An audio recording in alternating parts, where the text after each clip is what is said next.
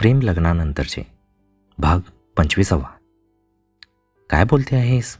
माझा ऐकून तर घे.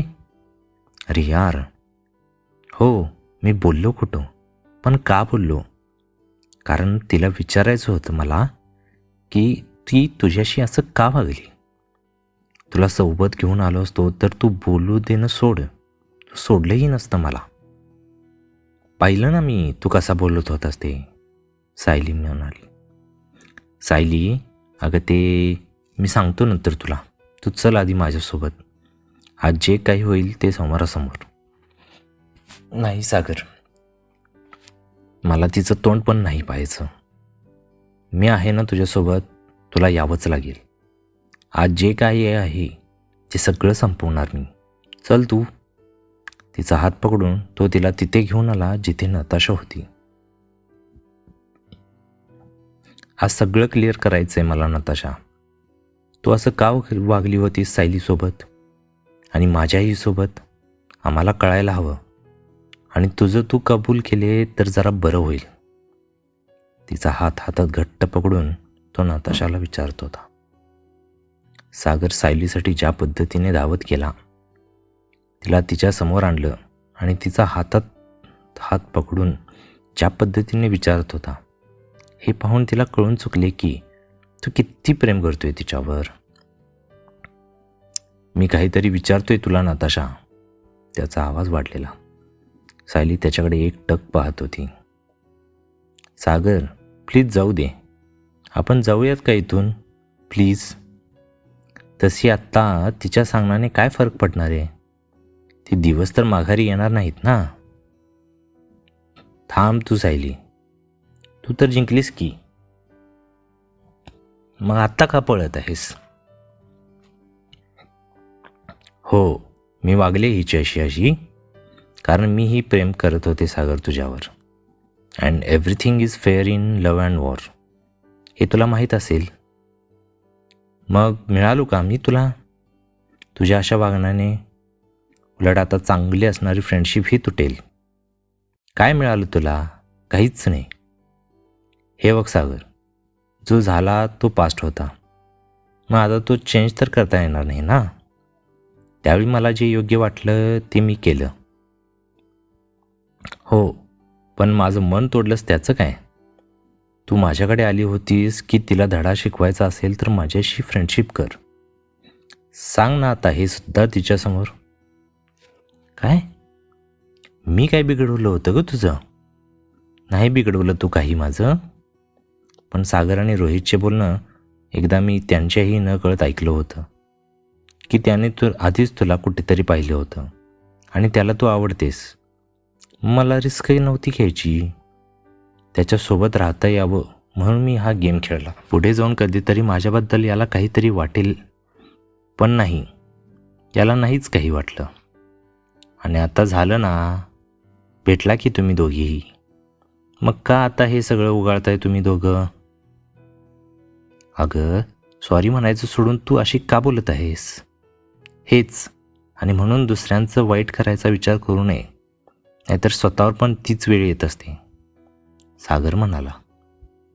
बघेन माझं मी. हां सागर, हे लगेच असं बोललंच पाहिजे का? हो, कारण तुला तेच कळतंय असं वाटतं मला. पण यापुढे माझ्या आणि सायलीच्या पासून दूर राहायचं. बस झालं. मला वाटलं सॉरी म्हणशील, पण नाही.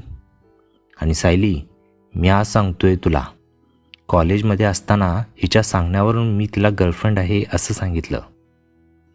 पण तसं काही आमच्यात नव्हतंच. माझ्यासाठी ती एक चांगली फ्रेंड होती, पण आता तर तीही नाही. चल आपण निघू. तो तिला हातात हात धरून घेऊन निघाला. खाली येताच रोहितला, रोहित, मी निघतोय. मला नाही थांबावं वाटत आहे इथं. बाय, पुन्हा भेटतो कधीतरी. ते दोघं बाहेर आले आणि कारमध्ये बसले. घराच्या दिशेने कार वेगाने धावत होती. सागर मनातून शांत नव्हता हे लगेचच कळत होतं. सागर, तू शांत होणार आहेस का? जाऊ दे ना, तू कार चालवत आहेस, तू आधी नॉर्मल हो बघू. कसा शांत राहू यार सायली. तिला एक मैत्रीण म्हणून किती जीव लावला असेल. ती सांगेल ते ऐकत गेलो तुझ्याबद्दल. तुझ्याशीही वाईट वागलो. त्याचं तर काहीच नाही तिला. एक सॉरी म्हटली असती तर काय बिघडलं असतं? सोड ना तू. कोणाकडून एक्सपेक्ट करतो आहेस? त्याने मला नाही सोडलं तर तू कोण? पण ते जाऊ देत. तू कार थांबव बरं आधी साईडला. त्याने तिच्या सांगण्यावरून कार थोडी साईडला थांबवली. तो तिच्याकडे न पाहता बाहेर पाहत होता. ती थोडी त्याच्या बाजूला सरली. तिने त्याला जवळ घेतले. सागर, शांत होणार रे प्लीज. किती दिवस आपल्यात प्रॉब्लेम्स होते सांग ना. मला नव्हतं कळत की तू का चिडत असायची एवढी. आत्ता कळते ग. एका फ्रेंडवर विश्वास ठेवला आणि तो त्याने तोडला तर कसं वाटतं ते. तो राग तुझा तिच्यावर होता. आपलं एकमेकांवर प्रेम होतं. पण एका माणसामुळे किती ताणतणाव होते आपल्यात. तिच्या आशा फसवण्यामुळे तुझा माझ्यावर विश्वास बसत नव्हता. तो निर्माण करताना कित्येकदा मला त्रास झाला असेल. तुला माहीत आहे का? सॉरी ना सागर. I am sorry. माझं चुकलं खरंच. तुझी काय चूक आहे त्यात? तू का सॉरी म्हणत आहेस? जिने म्हणायला हवं ती तर म्हणत नाहीये. कदाचित तुझ्या जागेवर मी असतो तर मीही नसताच ठेवला विश्वास कोणावरच. पण इथून पुढे लक्षात ठेव, तिसऱ्या व्यक्तीमुळे आपण आपला आनंद कधीच नाही हरवायचा. त्यामध्ये तिचा विजय होत असतो. हो, सगळं खरं आहे. पण आता आपण का भांडतोय? भांडत नाही ग, मी सांगतोय. माझं मन मोकळं करतोय. वेडी. तिला घट्ट मिठी मारत तो बोलला. बर, ते सगळं जाऊ दे ना. आपण नाही करायचा ना या सगळ्या गोष्टींचा त्रास. आता ठरलं ना आपलं? हो ग, पण खरं तर थोडा वेळ तर लागेल. बर, तू सध्या तो विषय मनातून काढून टाक बरं. आणि हे लक्षात घे की आपण काही खाल्लेलं नाही. मला ना भूक लागली आहे. चल ना कुठेतरी. तिच्या या बोलण्यावर त्याने तिच्याकडे वेगळेच पाहिले आणि हसत म्हणाला, चल. काय रे, हसतो काय आहेस? त्याला हलकेच एक फटका मारत ती म्हणाली. कार एका हॉटेलजवळ थांबली. छानपैकी जेवण करून ते घरी निघाले. एकमेकांना एकमेकांच्या मनातील गोष्टी कळल्या होत्या आणि ज्याचा नक्की त्रास होत होता हेही कळालं होतं. मन स्वच्छ झाली होती आणि ती कायमची एक झाली होती, पुन्हा कधीच न तुटण्यासाठी. त्यामुळे दोघेही खुश होते. पण नताशाचं हे वागणं आता सागरच्या मनात चलत होतं. सायली तर नॉर्मल झालेली, पण सागरला याचा त्रास होऊ लागलेला. सागर आणि सायली घरी आली. घड्याळात दुपारचे 2:30 वाजले होते. ती किचनमध्ये पाणी पिऊन यायला निघणार तर त्याने तिला ओढतच बेडरूममध्ये आणले. अरे काय करतोय तू? चल माझ्या शेजारी बस. मला तुझा वेळ हवाय. अरे मी काय कुठे पळून चालले का? काय माहीत. काय रे? ती त्याच्याकडे पाहत स्माईल करत होती.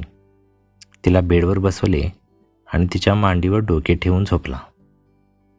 तुला माहीत आहे त्या दिवशी तू ड्रिंक घेतले होतेस? हो, ते चुकून. त्याचं काय? तू मला सगळं सांगितलं त्या प्रभावाखाली. आणि सगळ्यात महत्त्वाचं, प्रेम असल्याचंही कबूल केले. मग त्याचं काय? आत्ता का आठवते तुला ते? कारण त्यावेळी पहिल्यांदा मी तुला माझ्यासाठी तळमळताना पाहिलं. ते क्षण मी माझ्या आयुष्यात कधीच नाही विसरू शकत सायली डिअर. सागर, त्या दिवशी असा का बोलला होतास मला की तिची जागा इथं आहे? कारण तू वेडी आहेस. मी जळवत होतो तुला आणि तू वेडी जळत होतीस. तो उठला आणि तिला जवळ ओढले. खरंच वेडी आहेस तू.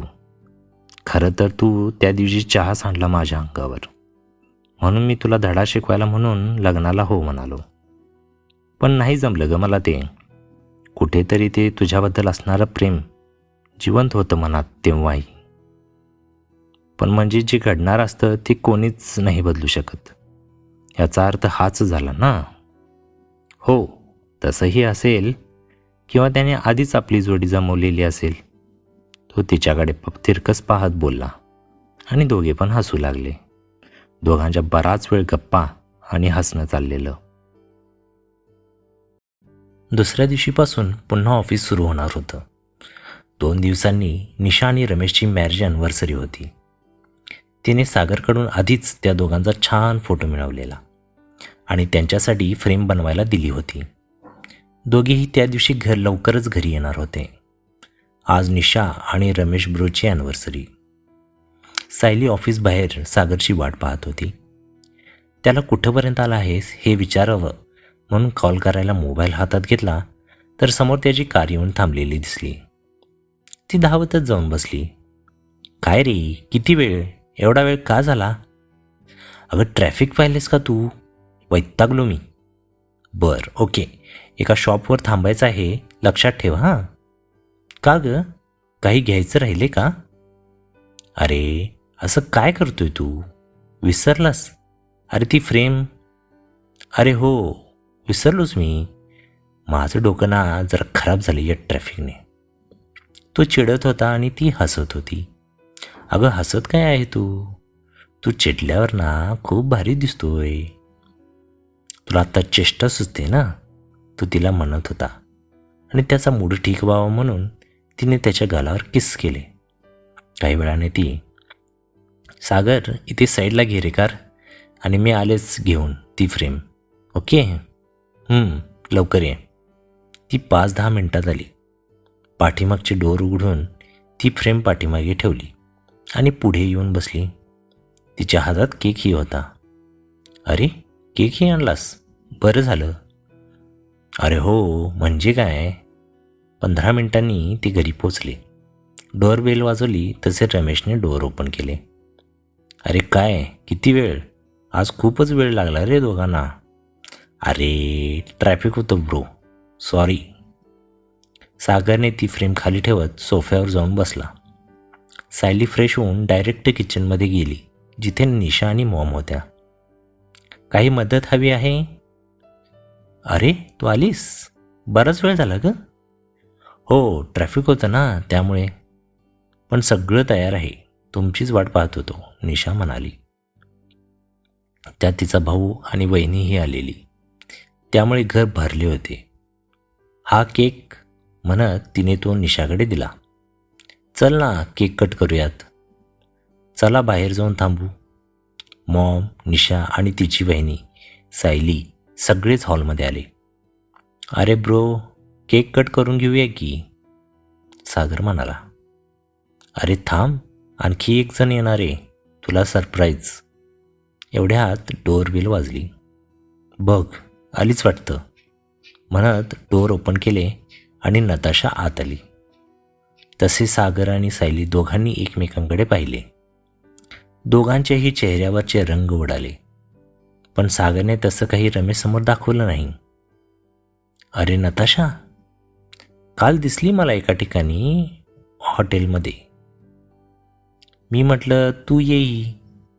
सरप्राईज झाला ना तू, रमेश म्हणाला. हो म्हणजे काय. हाय, खोटंच हसत तो म्हणाला आणि सायलीजवळ येऊन थांबला. मी आलोच म्हणत तिचा हात पकडला आणि तिला त्यांची असलेली बेडरूममध्ये घेऊन गेला. सागर, अरे असं सगळ्यांसमोरून काय घेऊन आलास मला? ही का आली असेल इथं? माझ्या डोक्यात जाते ती. ऑलरेडी माझा मूड खराब आहे, तो बोलला. हो, मी सुद्धा शॉक झाले आहे, पण आता काय करू शकतो का? तू शांत हो ना. बाहेर किती जण आहेत अरे. प्रयत्न करतोय ग मी. सागर, सायली, बाहेर येत आहे ना, मॉमचा आवाज आला. तसा, सायली तू हो पुढे, मी आलोच फ्रेश होऊन. लव्ह यू ना सागर. हो, लव्ह यू टू डिअर. तू वॉशरूममध्ये गेला आणि ती बाहेर आली. सागर काय करतोय? तू फ्रेश होतोय मॉम, जरा डोकं दुखते ना त्याचं, तिने नताशाकडे नजर टाकत बोलली. कशाने असं अचानक, मॉम विचारल्या. ॲक्च्युली ऑफिसमधील कामामुळे असेल मे बी, चला ना आपण तयारी करू, तो येतोय, असं म्हणत ती किचनमध्ये केक घ्यायला गेली. सागरही फ्रेश होऊन आला. केक कट केला आणि सगळ्यांनी त्या दोघांना विश केलं. केक खाऊ घातला आणि आता जेवायला बसणार होते. सागर नेहमीसारखा नताशाशी बोलत नाही हे रमेशाच्याही लक्षात आले आणि नताशालाही आपण उगाच आलो अशी फिलिंग येत होती. मागील काही दिवसांपासून ती सागरला रोज फोन करत होती. ते गेट टुगेदरला घडलं त्याच्यानंतरच्या दिवशी तिने त्याला कॉल केला आणि त्याची माफी मागितली. पण सागरचं म्हणणं होतं की तिने सायलीची माफी मागावी, पण त्यासाठी ती बिलकुल तयार नव्हती आणि म्हणूनच त्यानंतर तिचे कॉल तो उचलत नव्हता. आज तो मीटिंगमध्ये होता तर ती कॉलवर कॉल करत होती आणि त्याचमध्ये कामात काहीतरी चूक झाली आणि म्हणून सागरची चिडचिड चाललेली. काय रे, तुम्ही दोघं तर बोलत नाही आहात, सायलीशी ओळख तरी करून द्यायचीस ना, रमेश सागर आणि नताशाला म्हणाला. हो अरे, जरा डोकं दुखते माझं, उगाचच म्हणायचं म्हणून रमेशसमोर त्याने सायली आणि नताशाशी ओळख करून दिली. त्या दोघींनीही आधीची ओळख नसल्यासारखं दाखवलं. जेवण करून सागर आणि सायली दोघेही निघणार होते. नताशा सुद्धा निघणार होती. तिच्या आधीच सागर खाली लगेचच निघून गेला आणि त्याच्या पाठीमागे नताशा. सायलीला सगळ्यांचा निरोप घेऊन निघणं गरजेचे होते. ती मॉम डॅड त्यांच्या पाया पडून निशा आणि रमेश तिच्या भाऊ आणि वहिनीचा निरोप घेऊन खाली आले तर सागर ड्रायव्हर सीटवर बसलेला. काय झालं सागर, ती गेली का? हो. ओके, चल निघूयात का? सायली, माझी खूप चिडचिड होते ग. मग नको ना करू तू चिडचिड, गेली ना ती आता, जाऊ दे. अगं मी बोलत नाही तरी कॉल करते ती मला. आज तर तिच्यामुळे कामात चूक झाली. काय? पण आता का करते ती तुला कॉल? सोड, निघू आपण. नाही सागर, असा अर्धवट का बोलत आहेस तू? आता मला कळायला हवं. काही नाही ग, म्हणते फ्रेंडशिप तोडू नको. यू नो ती भारतात का परतली आहे? का? अगं तिचा नवरा आता या जगात नाही. 2 महिन्यापूर्वी तो गेला. तिला इथं जॉब पाहायचा आहे, मुलीची जबाबदारी आहे तिच्यावर. म्हणूनच त्या गेट टुगेदर दिवशी तू आम्हाला तसं पाहिलेस. ती मला बिलगून रडत होती. बापरे, तिचा नवरा गेला आणि एक मुलगीही आहे? हो, पण मला नाही बोलावं वाटत तिच्याशी. खूप चुकीचं वागली ती माझ्यापेक्षा तुझ्यासोबत, आणि सॉरी नाही म्हणायचं. तर अशी माणसं नकोच मला. बर, पण आता आपलं ठरलं ते विसरलास का तू? आपण खुश राहायचं आहे आपल्या आयुष्यात, नको ना तिचा विषय. बरं ओके म्हणत त्यांनी कार सुरू केली. काही वेळातच ते त्यांच्या घरी पोहोचले. सायलीला थोडी भीतीच वाटत होती. तिचा नवरा नाही म्हणजे अवघड आहे. सागर तिच्याशी बोलत नाही ते एका अर्थाने बरंच झालं. का आली ती पुन्हा आमच्या आयुष्यात? सगळं छान चाललंय की आमचं. नको बाबा, ती विचार करत बेडवर पडलेली. तिला असं विचारत पाहून तो तिच्या जवळ येऊन, काय कसला विचार चाललाय मॅडमचा? काही नाही रे. मग आता ती एकटी राहती का? पुन्हा काही प्लॅन नाही करायची आपल्याला दूर करण्यासाठी? ती त्याच्या कुशीत शिरत बोलली. वेडी आहेस का? ती भले प्लॅन करेल, पण तो वर्क तर झाला पाहिजे. तो कॉलेजमध्ये असताना झाला, कारण आपण वेगळे होतो. आता एकत्र आहोत, आपण सोबत आहोत, तर ती काही वाकडं करू शकत नाही. हो खरंच की, हा विचार नव्हता केला रे मी. कारण माझी बायको वेडी आहे. तिला सगळं सांगावं लागते की आपला एकमेकांवर विश्वास असला तर कोणी काही करू शकत नाही. यावर तिने थोडे उठून त्याच्याकडे पाहिले. काय पाहतायस? काही नाही, तू सोबत आहेस याची खात्री करते. कधी कधी वाटतं हे स्वप्न तर नाही ना. डोळे उघडतील आणि कळेल, अरे हे तर स्वप्नच होतं. नाही होणार असं काही. चांगला विचार करावा ग. आणि आता कसला विचार नाही करणारस तू. झोप चल.